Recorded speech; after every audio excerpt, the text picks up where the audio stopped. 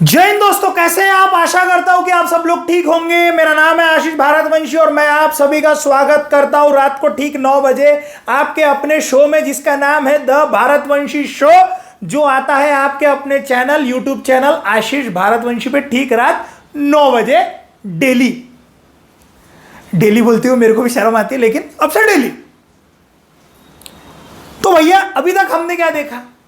अभी तक हमने ये देखा, कल के एपिसोड का रिकैप दे रहा हूं तुमको। कल के एपिसोड के रिकैप में हमने ये देखा कि फारूक सियार गद्दी पे कैसे आया। जहांदर शाह गद्दी पे आया। बहादुर शाह के 4 बेटे थे। जुल्फिकार खान के मदद से जहांदर शाह गद्दी पे आया और जहांदर शाह ने अपने बड़े भाई अजीमुश शान को मारा। अजीमुश शान का बेटा था फारूक सियार। जहांदर शाह जिस समय गद्दी पे आया उसने करीम खान को भी उड़वा दिया और करीम खान को मारने के बाद फारूक सियार को मारो ऐसा आदेश हुआ। फारूक सियार उस समय बंगाल में था। बंगाल से वो गया पटना। पटना में जाने के बाद वहाँ पे उसको मिला हुसैन अली सैयद ब्रदर में। उसने उसको मदद मांगी। उसको अब्दुल्ला खान ने ज्वाइन किया। फारूक सियार ने जहांदर शाह के बड़े बेटे के साथ में युद्ध किया। खजुआ के जगह पे युद्ध हुआ। वो वापस आया। चीन किलिच खान ये आगरा में आया, उसके साथ में आगरा में आया। इसके बाद यहाँ पे आके आक्रमण हुआ। तो ये जहांदर शाह है, इसकी जो नर्तकी थी, जहांदर शाह भागा, दाढ़ी वाड़ी निकाली। इसके नर्तकी के साथ ये असद खान के पास में गए। असद खान और जुल्फिकार खान ये पहले लड़ाई कर रहे थे जहांदर शाह की तरफ से, लेकिन जब इनको समझा कि तख्ता पलट हो रहा है तो इसीलिए इन लोगों ने जहांदर शाह को कैद किया और बादशाह के सामने पेश करने का आदेश दिया। बोले इसको पेश कर देंगे। अब फारूक सियार गद्दी पे आया। अब आगे क्या होता है ये आज हम समझते हैं। अब ध्यान समझना। फारूक सियार दिल्ली में आने के बाद चीन किलिच खान और मोहम्मद अमीन खान, चीन किलिच खान का भाई मोहम्मद अमीन खान, इन दोनों ने डिसाइड कर लिया था कि हम फारूक सियार की तरफ से रहेंगे। उन्होंने साइड चेंज कर दी। हार गए ना। असद खान और जुल्फिकार खान, इन दोनों को ये लगा कि भैया हम सेफ है, क्योंकि हम फारूक सियार की तरफ से हम सेफ है, हमको कुछ भी नहीं होने वाला, हमको कोई हाथ नहीं लगा सकता, हमको कोई मार नहीं सकता, हम लोग सेफ है, क्योंकि हमने इतने साल से लॉयल्टी दिखाई है मुगलों के तख्त को। तो हुसैन अली जो जख्मी हुआ था युद्ध में, उसको लाया गया, मलहम पट्टी लगाई। अब्दुल्ला खान दिल्ली आया। अब्दुल्ला खान सैयद ब्रदर में दूसरा। अब्दुल्ला खान दिल्ली आया। दिल्ली के मेन दरवाजे पे बाहर में बॉर्डर पे उसको लेने के लिए जुल्फिकार खान गया। अब्दुल्ला खान ने जुल्फिकार खान के हाथ में हाथ रखा, बोले टेंशन मत ले, तेरे को नहीं उड़ाएंगे हम लोग, ऐसा उसको सहानुभूति दी। लेकिन फारूक सियार भरा बैठा था। फारूक सियार अपने बाप का बदला और अपने बड़े भाई के बदला लेने के लिए भरा बैठा था। उसको जुल्फिकार खान को उड़ाना था, क्योंकि उसको पता था कि जहांदर शाह मोर है, सारी सत्ता। अब देखो पलट रहा कैसे है। भले ही बादशाह गद्दी पर बैठ रहा है, लेकिन मुगलों के दरबार में दिमाग लगाने वाले सारे के सारे उनके मंत्री संतरी है, और उनको पपेट बनाने वाले यहां से अभी मराठे एंट्री करने के थे। अभी बताऊंगा मैं तुमको। यहां पे अब क्या हुआ, यहां पे असद खान और जुल्फिकार खान ये दोनों मिलने गए फारूक सियार से। फारूक सियार ने भी उनको बोला टेंशन मत लो, तुम हमारे साथ हो, तुम हमारे भाई हो। लेकिन फारूक सियार भरा बैठा था। जुल्फिकार खान बाहर था, असद खान अंदर गया था। असद खान को ये बोला उसने। असद खान बोले आपके सामने, बोले एक दोषी को लेके आना है, नाटक कर रहे थे। तो जुल्फिकार खान को हाथ बांध के उसके सामने ऐसे लेके आएगा, लेके आएगा। जुल्फिकार खान ने पैर पकड़े, बोले माफ कर दो मुझे। तो जुल्फिकार खान को फारूक सियार ने बोला टेंशन मत लो, बोले आप मेरे भाई के जैसे हो, मैं तुमको कुछ भी नहीं करूंगा। असद खान को बोले तुम बाहर जाओ, मेरे को इसके साथ नमाज पढ़ने जाना है, बोले प्रार्थना करने जाना है। बोले असद खान बाहर गया। जैसे ही असद खान बाहर गया, वैसे ही 200 लोगों ने जुल्फिकार खान को घेर लिया और वो पूछने लगा अजीम को कैसे मारा। कामबख्श, जिंजी के पास जो कामबख्श, वो एपिसोड देखना, कामबख्श जुल्फिकार का वही पे था ना। कामबख्श को कैद किया था इन लोगों ने, वहां पे उसको कैसे टॉर्चर किया, कैसे तूने ये खेल किया। जुल्फिकार खान बोले फालतू टाइम पास मत कर, तेरे को मेरे को मारना है क्या, ये डायरेक्ट डायलॉग है उसके। ये मुगल दरबार के अखबार में तुमको मिलेंगे। फालतू टाइम पास मत कर, मारना है खच का नाम मार दे, टाइम पास करेगा, तेरा मेरा कुछ जाने वाला मतलब नहीं है, और टाइम पास मत कर। अभी सवाल पूछ के क्या करेगा? बरोबर है ना भाऊ, मारना है तो मार, टाइम पास क्या कर रहा? तो जिसने मुगलों के लिए रायगढ़ जीता, जिंजी जीता, जुल्फिकार खान बहुत कम हारा है अपनी जिंदगी में। उसने युद्ध में हार ऐसी देखी नहीं है बहुत बड़ी बड़ी। उस जुल्फिकार खान को इस तरह से मारा गया। जहांदर शाह वो डांसर के बाहों में था, उसको निकाला, उसको मारा। जुल्फिकार खान, असद खान, जुल्फिकार खान का पहले सर उड़ाया गया और जहांदर शाह को मारा। दोनों की बॉडी लाल महल दिल्ली के उसके दरवाजे के सामने फेंक दी गई। 2 दिन तक वो वैसी पड़ी थी पूरे लोगों को देखने के लिए कि फारूक शेर आया है। और फारूक शेर ने अपने कई भाइयों को मार डाला। ऐसा नहीं बदला बदला ले रहा था, उसको डर था। जुल्फिकार खान को और असद खान को मारना उसकी जरूरत थी। और सईद ब्रदर इसमें बड़े थे क्योंकि सईद ब्रदर को पता था जब तक जुल्फिकार खान नहीं मारेगा तब तक गद्दी पे वजीर हम लोग नहीं बैठेंगे ना। वजीर बनना है इन दोनों को। अब वजीर बनेंगे ना दोनों में से एक जन। देखो अभी आगे तो वो भड़बड़ा के मार दिए। पूरे दिल्ली में से इनके शव निकाले गए। असद खान को हाथ पाथ बांध के इनके पीछे ले गया। असद खान को मार डाला बाद में। और अब इसने सैयद ब्रदर को बुलाया। अब्दुल्ला खान को कुतुब उल मुल्क की डिग्री दी। बोले तुमको किताब ले घेऊन जा, ले जाओ। हुसैन अली को मीर बख्शी, अमीर उल उमरा ये डिग्री दी। बोले तू भी लेके जा। और चीन कुलिच खान को, मैंने बोला ना बाजीराव के इसमें बहुत बड़ा रोल प्ले करेगा ये आदमी। बाजीराव इसी को हरा के मेन इस्टेब्लिशमेंट होंगी कि भाई बाजीराव है, पूरे भारत को जो पता चलेगा। चीन किलिच खान को किताब दी गई और वो किताब का नाम था निजामुल मुल्क। यही निजामुल मुल्क आगे जाके हैदराबाद में निजाम का तख्त इस्टेब्लिश करता है। अब समझा? ये है चीन किलिच खान।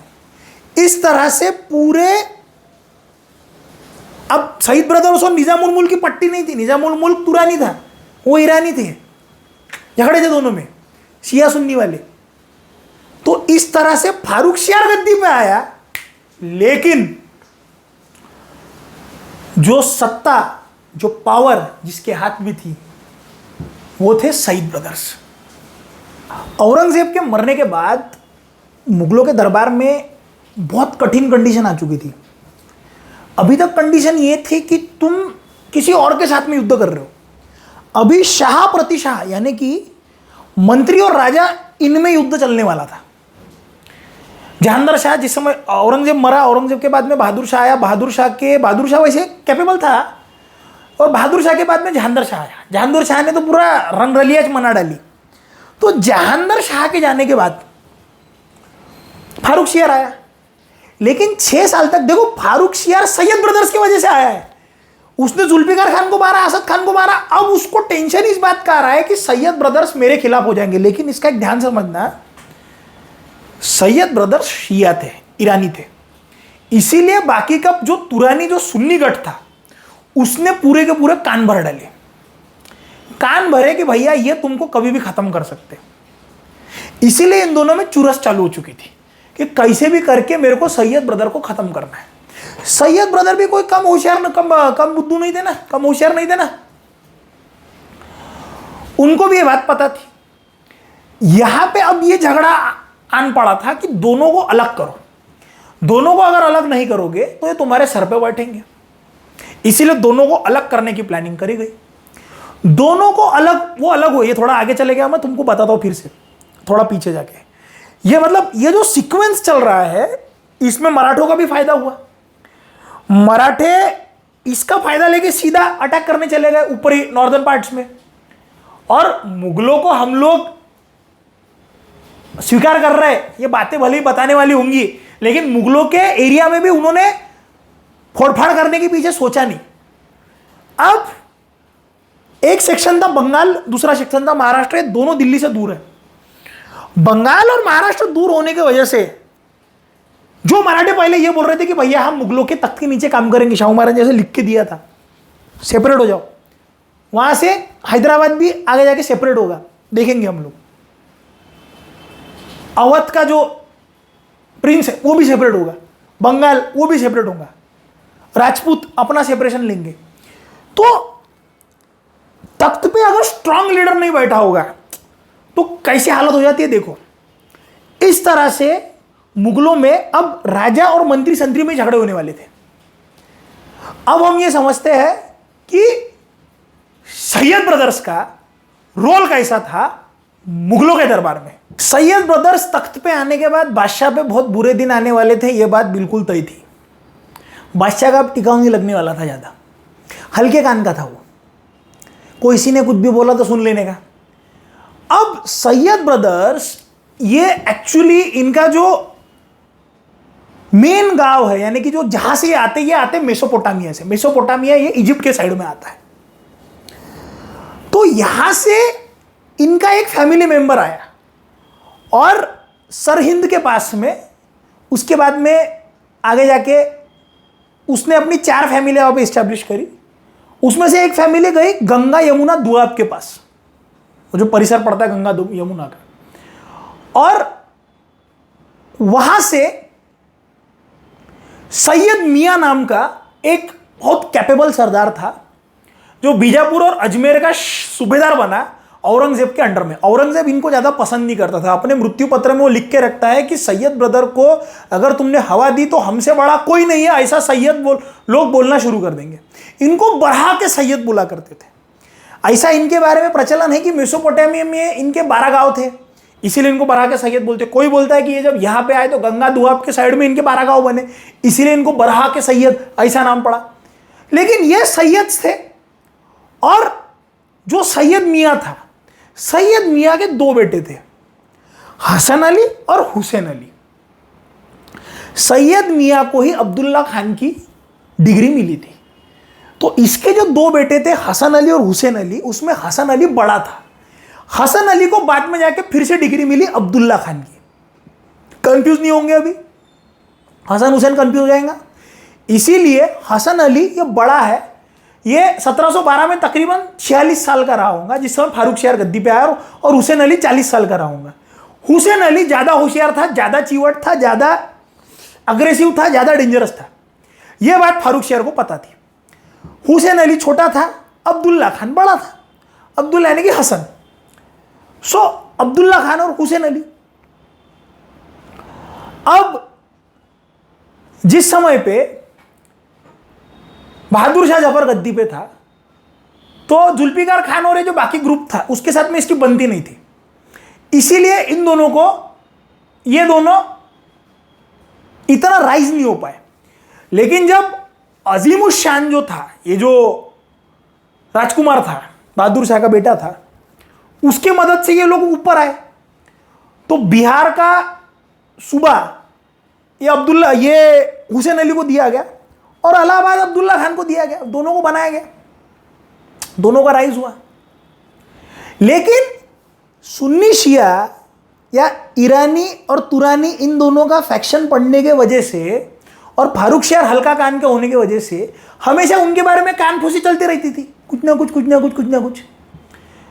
तो फारूक शहर बहाना बनाता था, मैं शिकार करने जा रहा, ये बात सुन के वहां पे प्लानिंग करता था कि इन दोनों को मारूं कैसे। समझ में आ रहा है? अब यहां पे क्या हुआ, फारूक शहर गद्दी पे आने के बाद मुगलों का तख्त हल्का पड़ चुका है, यह बात राजपूत सरदारों को पता चली। तो मारवाड़ के राजा थे अजीत सिंह। अजीत सिंह ने क्या किया, अजीत सिंह ने अजमेर का सूबा अपने हाथ में ले लिया। वो सूबा डायरेक्टली बादशाह के अंडर में आता था। सूबे के पैसे कैसे कलेक्ट करेगा, कौन करेगा, ये डिसाइड होता था। अजमेर का डायरेक्ट सूबा आता था बादशाह के अंडर में, वो उसने अपने हाथ में ले लिया। तो हुसैन अली को इसके ऊपर आक्रमण करने के लिए भेजा। बोले इसको आक्रमण करो, बोले भेजो, बोले तुम इसको आक्रमण करने के लिए। और इसने अंदर से अजीत सिंह को भी लेटर लिखा कि हुसैन अली को मार डालो। हुसैन अली ने अजीत सिंह के ऊपर अटैक किया। अजीत सिंह अपनी तोपे ओपे लेके तो थे, लेकिन उनको पीछे आना पड़ा। अजीत सिंह वहां पे डिफीट हुआ। जो लेटर अजीत सिंह को भेजे थे वो लेटर हुसैन अली के हाथ में लगे और उसको पता चला कि भाई बादशाह मेरे खिलाफ कैसे कटकारस्थान कर रहा है। बादशाह मेरे खिलाफ काम कर रहा है, यह बात पता चलने का उसको बहुत दुख हुआ और बादशाह में और उसमें जो झगड़ा था वो पूरा फुल ऑन हो गया और बहुत दिनों तक वो दरबार में नहीं आया। उसके बाद में इन दोनों के बीच में समझौता कराया गया। समझौता कराने के बाद जैसे तैसे करके वो दरबार में आना चालू हुआ। अब हुसैन दिमाग का से है, होशियार है, ये बात पता चलने के बाद इसको यहां पे रखो मत, ऐसी बात दरबार में उठी, इसीलिए उसको डायरेक्ट दक्षिण में भेजा गया। उस समय पे दक्खन का सूबेदार था निजामुल मुल्क, है ना, चीन किलिच खान, उसको भेजा गया दक्खन में।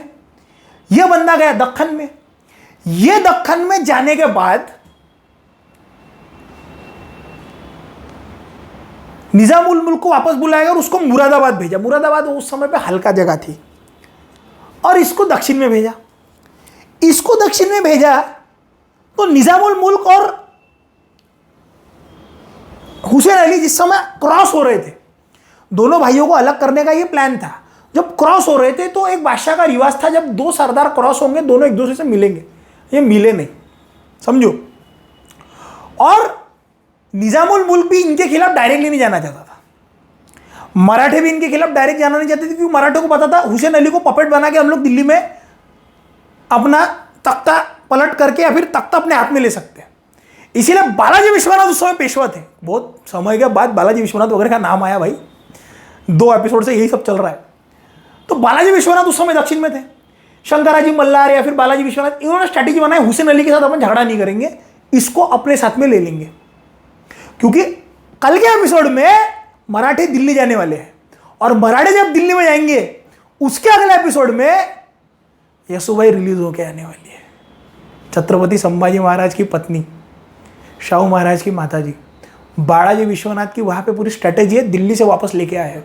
मराठे पहली बार दिल्ली में घुसने वाले हैं। कल दिल्ली में जाएंगे, परसों वापस लेके आएंगे। एक दिन में थोड़ी होता है ना यार, 2 डे ट्रैवलिंग है ना, मतलब अब फ्लाइट नहीं थी उस समय पे, समझे क्या? हाँ, तो मतलब एक दिन में नहीं पहुंचे होंगे, बता रहा तुमको मैं।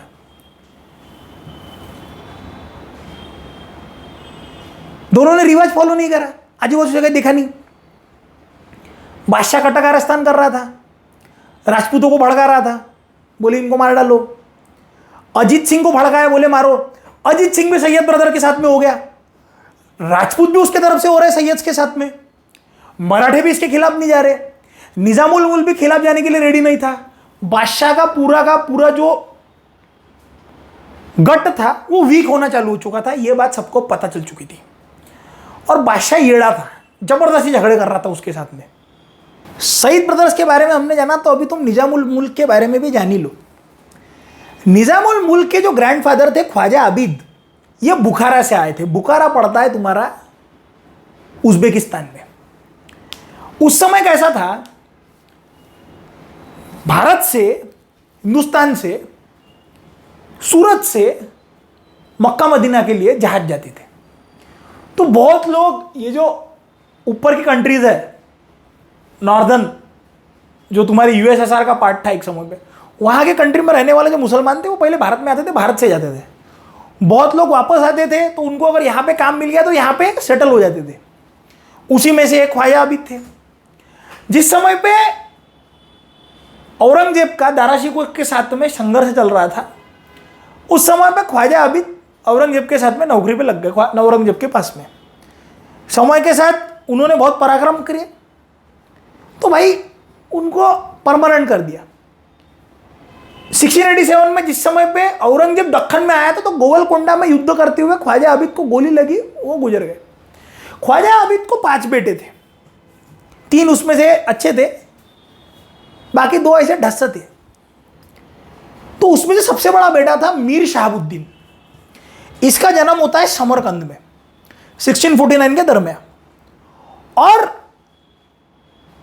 ये भारत में आके जब काम करने लगा, इसी को बाद में पदवी मिली गाजीउद्दीन की। जिस समय पे औरंगजेब का राजपूतों के साथ में कुछ संघर्ष चल रहा था, इसने मदद करी थी। गाजीउद्दीन ने आगे जाके हैदराबाद जीता था, और राजाराम महाराज के एपिसोड में जब तुमको मैंने ये बताया था कि राजाराम महाराज जब महाराष्ट्र में वापस आए तो सूरत की तरफ अटैक करने के लिए गए थे, उस समय पे गाजीउद्दीन करके एक नाम लिया होगा मैंने, जिसने जाके जुल्फिकार खान और गाजीउद्दीन ने संभाजी महाराज को, राजाराम महाराज को वापस घूमने के लिए मजबूर किया था। ये वही गाजीउद्दीन है 1710 में। अब और दूसरी चीज क्या थी, औरंगजेब के जाने के बाद बहादुर शाह को तुरानी फैक्शन बहुत पसंद नहीं था, वो ईरानी फैक्शन वाला था, इसीलिए वो शिया का उस पर इन्फ्लुएंस था। तो तुरानी फैक्शन पसंद नहीं होने की वजह से इसने इसको गुजरात के सूबे पे भेज दिया। गुजरात का सूबा इतना हाईटेक सूबा नहीं था, गुजरात के सूबे पे भेज दिया। भले ही सूरत वहां पे था लेकिन इतना हाईटेक नहीं था, भेज दिया उसको। 1710 में ये टपक गया। 1671 में इसको एक बेटा हुआ, शाहजहां का जो फेमस वजीर था सदुल्ला खान, उसकी बेटी थी, उससे इसकी शादी हुई थी। उसी से पैदा हुआ था चीन किलिच खान। चीन किलिच खान जब 11-12 साल का था तो 100 घुड़सवार की काम औरंगजेब ने उसको दिया था। 1690 में जिस समय सातारा पर अटैक हुआ, उस समय चीन किलिच खान वहां पे पराक्रम कर रहा था। तो 19 साल की उम्र में उसका हौसला जज्बा देख के उसको प्रमोशन दे दिया औरंगजेब ने। औरंगजेब की डेथ हुई। अब डेथ होने के बाद बहादुर शाह आया, वजीर पलटा। जुल्फिकार खान की पट्टी नहीं थी इससे, तो ये भी ज़्यादा जाता नहीं था। इसने एक समय पे नौकरी भी छोड़ दी। 1710 में इसका बाप मरा, तब वो दिल्ली गया। दिल्ली गया, अपने हाथ में फिर से ली सत्ता। 1711-12 के दरमियान 11-12 के दरमियान इसको दक्खन का सूबेदार बना के भेजा गया। अब दक्खन यानी पूरा दक्खन में 6 छोटे छोटे जो सूबे आते छोटे छोटे, उन सब पे अलग अलग लोगों को नियुक्त किया गया। उसका बाप इसको बना के औरंगाबाद में भेजा गया। बोले तू वहां से आके तेरे को निजाम की डिग्री दी, वहां से आके तू काम कर। तो निजामुल मुल्क महाराष्ट्र में आ चुका है। सईद ब्रदर्स वहां पे है। समय के बाद इनको वापस भेजा गया। सईद ब्रदर्स अब महाराष्ट्र में आ चुके हैं। और महाराष्ट्र में आने के बाद अब जो चीजों में हलचल हो रही है, क्योंकि अब मराठों के साथ में सईद ब्रदर्स का कांटेक्ट आ चुका है। सईद ब्रदर्स को खत्म करने की कोशिश वहां से बादशाह कर रहा है, और बादशाह का गट वैसे कमजोर हो रहा है। तो अगले एपिसोड में हम लोग ये देखेंगे कि भैया मराठे दिल्ली में कैसे जाएंगे, और दिल्ली में जाके उनके तह क्या होगा। रानी यसुबाई को वापस छुड़ा के लेके आना है महारानी यसुबाई को। तो महारानी यसुबाई वापस कैसे आई, उनको कैसे वापस लाया गया, बालाजी विश्वनाथ ने इसमें कैसे रोल प्ले किया, ये हम देखेंगे कल। और उसके बाद में हम देखेंगे हाँ कल देखेंगे तो ट्रीटी क्या हुई ले जाने के लिए, और परसों महारानी यसुबाई वापस आ जाएंगी। 2 दिन दो मेरे को, वापस लेके आता मैं परसों तक। ठीक है, तब तक के लिए अपना ध्यान रखिए। मिलते हैं अगले एपिसोड में। जय हिंद, जय भारत। शो आएगा कल ठीक 9 बजे इसी चैनल पे, आपके चैनल पे, आशीष भारतवंशी चैनल पे। जय हिंद, जय भारत।